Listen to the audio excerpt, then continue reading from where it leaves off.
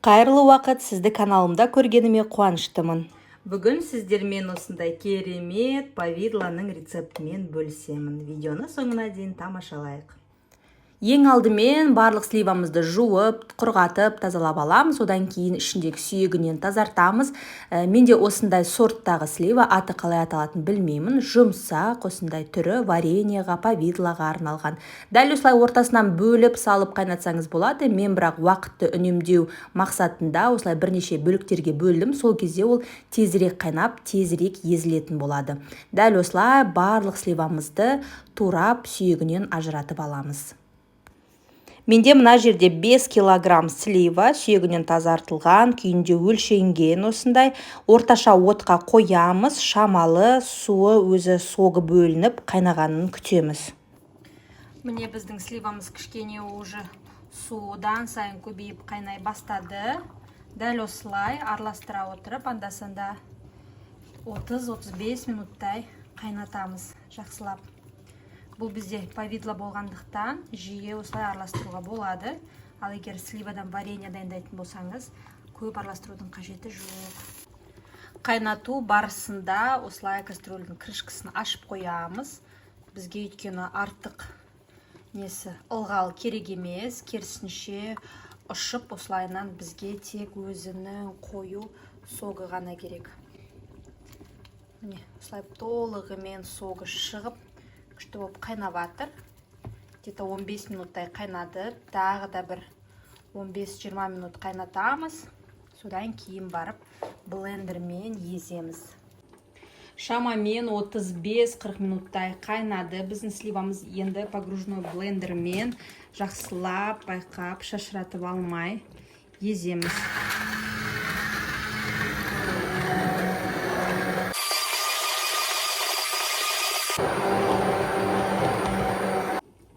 Міне осылай езіп алдық. Енді қараңыздар. Дәл осы күйінде қалдыруға болады. Кішкене мынандай сливаның қабықтары шамалы сезіледі. Арасынан былай тауып алуға болады. Егер сіз солай қалдыра берем десеңіз, дәл осы күйінде үстіне қант салып, қайната беруге болады. Бірақ маған мынау қабықтарының ондай түйіршік арасында кішкене болса да болғаны ұнамайды. Бір келкі прям однородный масса шыққан. Сол үшін мен қазір осы сұйықтықты тағы да ситадан өткізіп аламын. Міне осылай сита арқылы өткізіп жіберемін бір рет. Сіздерге де кеңес беремін, негізі ерінбей осылай бір өткізіп алуға. Бір неше уақыттарыңызды алуы мүмкін, бір 10 минут уақытыңызды, 15 минут уақытыңызды, бірақ зато сізде джем қандай прям однородный, оны ертең выпечкаға, бір рулет, сондайларға прослойка қылып жаққанның өзінде әдемі болады, прям бір келкі, бір тегіс болып. Сондықтан осылай ерінбей өткізіп алыңыздар. Ал егер сізге осылай мякотьпен бірге болғаны ұнаса, онда әрине бұл процесті жасамауға да болады. Міне бізде осындай сливаның мынау сырты, қаттысы қалды. Бұны тастамаймыз. Булочкаға қосуға болады, начинка ретінде, немесе пирог бірдеңе жасауға болады. Енді қараңыздар, ситадан өткізген түрі мүлдем басқа. Бағанағы біздің ең бірінші қайнағандағыдан қараңыздаршы. Наған қазір қант қосып қайнатқан кезде бұдан да қоюланып керемет повидла болады.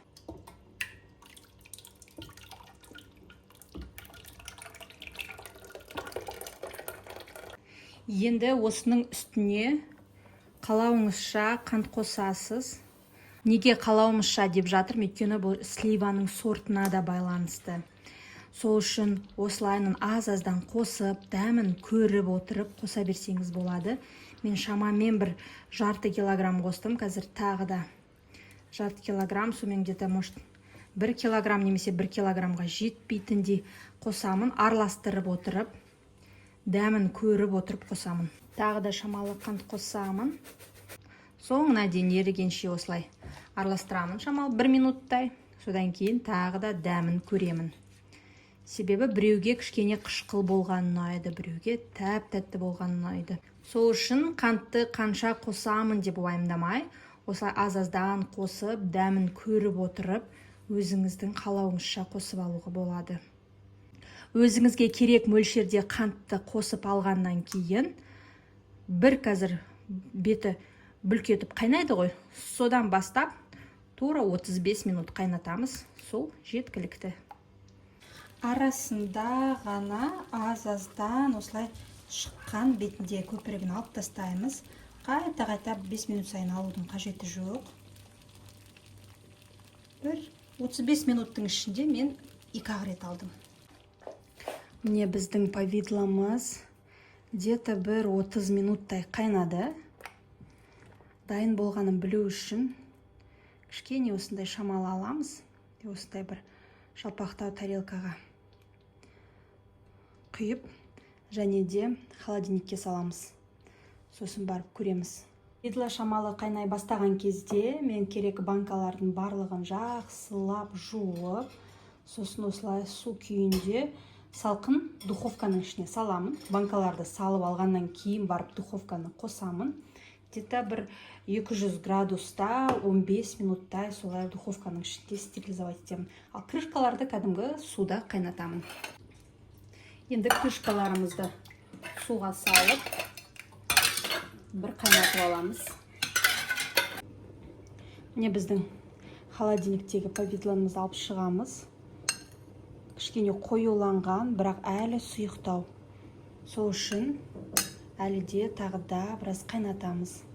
Тағы да шамамен бір 5-7 минуттай.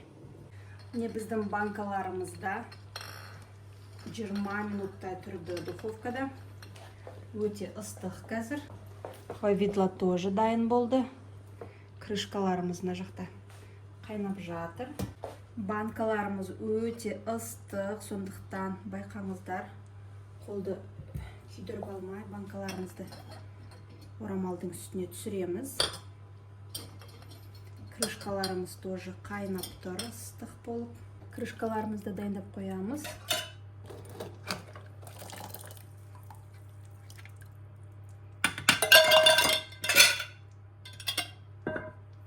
Енді осымен дәл осылай повидламыз ыстық, банкаларымыз қатыстық емес, енді жылы кішкене.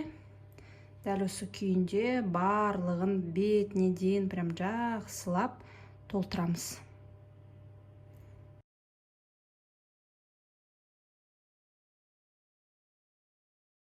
Міне осымен біздің повидламыз дайын. Мынау бір банкаға кішкене өзіне қалды. Қазір салқын жерде тұрып қоюланады. 360 мл банкадан 6 банка, және де жарты литрлік банкадан 2 банка шықты. Дәл осылай төңкерген күйінде толық суығанша ертеңге дейін қалдырамын. Содан кейін барып оларды салқын қараңғы жерде сақтаймыз. Міне осымен біздің повидламыз дайын. Қараңыздар, қандай консистенциясы. Бұл уақыт өткен сайын осылай қоюлана бастайды. Мынау жаңа суығаннан кейінгі қараңыздар қоюланған түрі.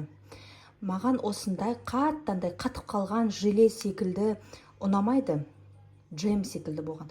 Осындай кішкене сұйықтау болған түрі ұнайды. Егер тағы да көбірек қайнататын болсаңыз, ол ары қарай да қоюлана береді. Маған дәл осындай консистенциясы көбірек ұнайды, себебі кез келген бір выпечкаларға қолданған кезде де, кремге қоссаңыз да, нанға жақсаңыз да, шаймен ішкен кезде де осындай түрі өте ыңғайлы. Сіз де жасап көріңіз, видео ұнаса, лайк басып, міндетті түрде комментарийға өз ойыңызбен бөлісіңіз. Мүмкін сіздің басқа жасайтын өз рецептіңіз бар шығар, бізбен сізде бөлісіп қойыңыз. Назарларыңызға рахмет.